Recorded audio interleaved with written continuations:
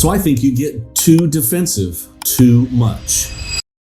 This is Tad Fulford with Rise Up in Real Estate, and I want to ask you a question. When I say to you, you get too defensive, does that resonate with you? Do you get defensive about me telling you get too defensive? And I want to tell you, first off in this video, don't talk to your spouse or your partner or your children. Don't ever use those words. You're being too defensive. That's a terrible communication skill, and it will backfire on you. But I want to tell you today that I have learned something recently in this arena that will be life-changing in your negotiation, in your relationship skills, and in your level of stress. So let's chat about it. What I want to think about today is when you are in a conversation with someone or they say or do something and it makes you feel defensive. Like it makes you feel like you have to fight for what you believe in. Maybe it has something to do with politics. Maybe it has something to do with religion. Maybe it has something to do with family values or negotiations, real estate if you're in real estate, or it has to do with something that's happening at the attorney's office or with a loan or a customer client starts to change their mind. And inside, you can feel the switch flip. Like you just want to start rationalizing. You want to start telling your points. My dad used to say, putting more things on your side of the scale than is on their side of the scale to make your point. You get defensive. You want to fight or flight. You want to say, hey, no,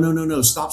This is what's right, true, and just. Do you ever feel that way? Sometimes it's with all of these relationships, all these things every single day. If you feel defensive, I want to challenge you with something. I want to challenge you with a new way of thinking with that. Rather than being defensive, change the word and be curious. Go into curiosity mode. When someone says or does something that makes you feel that way, rather than mounting your case, starting to be an attorney and making your case for why you're right or wrong, instead of claiming those things, making statements, go into curiosity and start asking questions about why are they where they are? Why do they feel or believe, or why have they acted the way that they've acted? What has caused it? Now, does it take a rocket scientist to realize that you can't just say, why do you feel that way? Because that's not going to work. You have to figure out ways to ask the question, ways to communicate that you really care. First of all, you have to care, that you really care about where they're coming from. And if you really do care, then you can learn how to show it and ask them questions. You can get to the root of the problem, why they feel the way that they feel. Because what I found is when you use curiosity rather than defensiveness, you learn about people. You learn about why they come up with the ideas. And in most cases, people have come to their conclusions in an intelligent fashion. Now,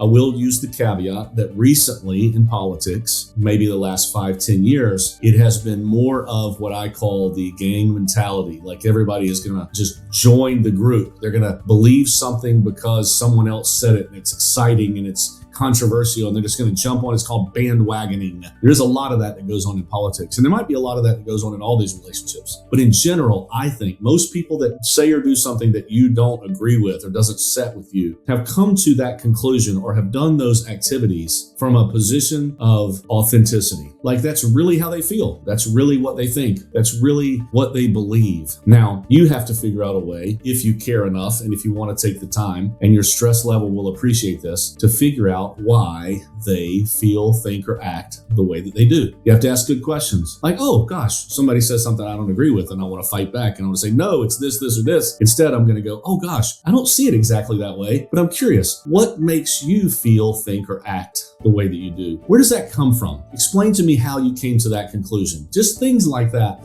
In curiosity. And it just does amazing things for your stress level. It will lower it. For the relationship, it's like a tie down for the relationship. It like binds you together. Now, the obvious caveat is you have to care. You can't act. You can't fake these things. You have to care, and then you have to stay in curiosity. How long does the curiosity take? I have no idea. There is no timeline. And you're not trying to be curious. Be careful. You're not trying to be curious so that you can convince them that your way is right, because that is negotiation. You're trying to be curious to find out what is right for them in the situation. Does that make sense? So I just want to challenge you with this. If you feel defensive, if you ever feel defensive, try to turn it on its head and become curious. Don't immediately fight back. Don't immediately start weighing things down on your scale. Stop that and say, what is it that makes you feel, act, or do the way that you are doing these things? This is Tad Fulford with Rise Up in Real Estate, and I hope today's video helps you rise up.